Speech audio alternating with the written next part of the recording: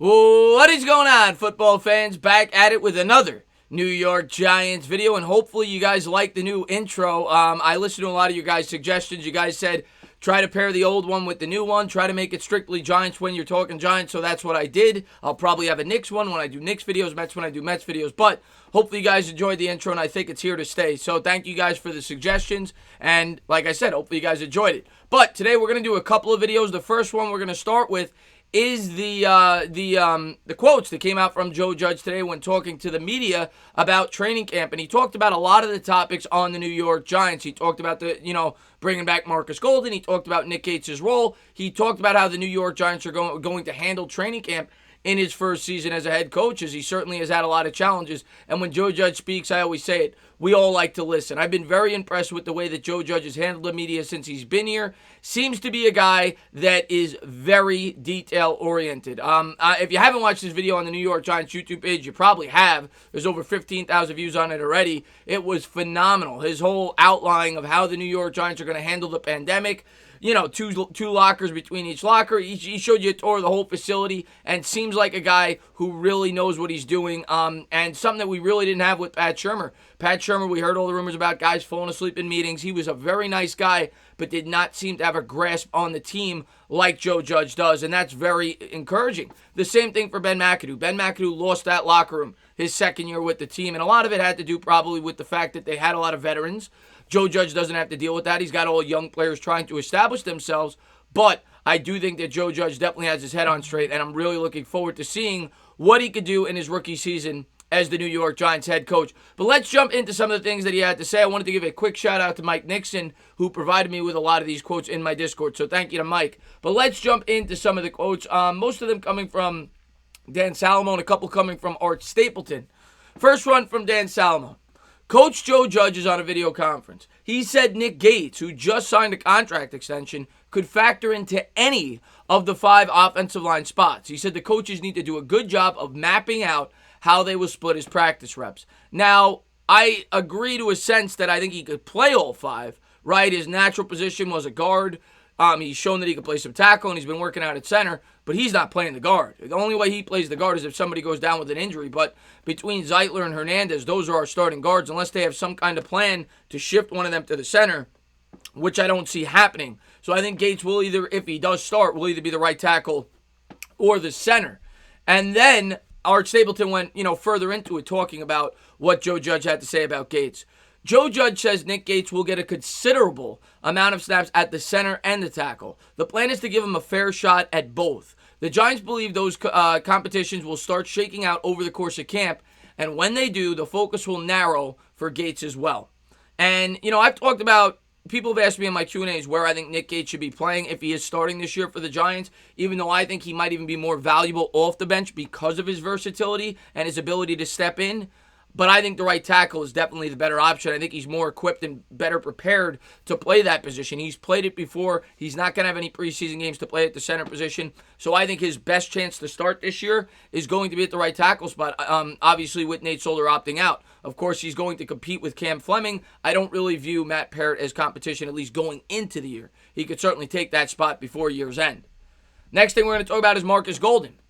Joe Judge on Markus Golden. I'm excited. Markus is back in the building with us. Obviously, his reputation throughout the league is a very solid one. He was someone we wanted to have on the team. We're lucky it worked out the way it is. And yeah, the Giants are beyond lucky. $5.1 million for a guy who had 10 sacks last year. For all the analytical people that'll point to that he didn't have a great PFF grade, that may be all well and good, but to get him back at $5 million, and they could have had him back at 4.1 from what I read, the Giants threw him an extra $1 million some way, shape, or form in the contract. But regardless, it is a great deal for the New York Giants. It's great value, and you have to credit Dave Gettleman for it, the way that it worked out. And Joe Judge is saying, he's got a good reputation. He's going to be one of the leaders of that defense. He's one of the oldest, he might be the oldest guy that's in the starting lineup, him or Bradbury, for the New York Giants. So he's a guy that they're really going to look to for leadership. It'll be interesting to see how they break up the disparity of playing time. Dan Salomon then went on to say that Joe Judge said the emphasis right now in this phase of training camp is communication and identification in the schemes.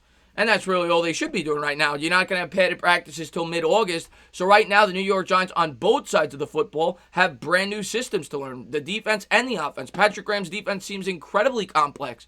So it will take some time to learn both systems. And that's what he's saying the emphasis is on, as it should be, along with remaining healthy, of course. Next thing. Joe Judge said the biggest thing for Daniel Jones right now is just being in the group and players hearing his voice and cadence on the field. And again, leadership, just getting used to one another. The biggest thing for me with Jones, and I think we all agree with it, is pocket awareness and holding on to the football this year. He has to get better at reading zone coverage. We all remember as Giants fans last year, he struggled mightily against the zone. So that is something that he will have to improve on as well. But yeah, that's what Joe Judge had to say about Daniel Jones so far up to this point in training camp. And by the way, I did hear that Daniel Jones will be speaking to the media tomorrow, I think at noon or 12:30. So I'll definitely have a video up on what he has to say as well. Next thing. Joe Judge on team morale. I see a lot of energy to come in and improve on a daily basis. I see that from our guys, and that's all I can ask for from them right now. And you expect that. It's like I said earlier, it's a young team with a lot of players that have something to prove. Guys that have been drafted over the last 3 draft classes, guys looking to come in here and prove themselves as NFL players. The Giants have 10 guys that are rookies that are trying to make this team. And if they all do, almost 20% of the team will be from just this year's draft class. So the Giants definitely have a lot of guys that are young, trying to prove themselves. And you like hearing that. And you should expect that. Good team morale. Guys coming in, trying to prove themselves right away. Next thing for Dan Salomone. Joe Judge said his biggest message to everyone on the team has been about making the right decisions away from the building so they don't bring something into the building.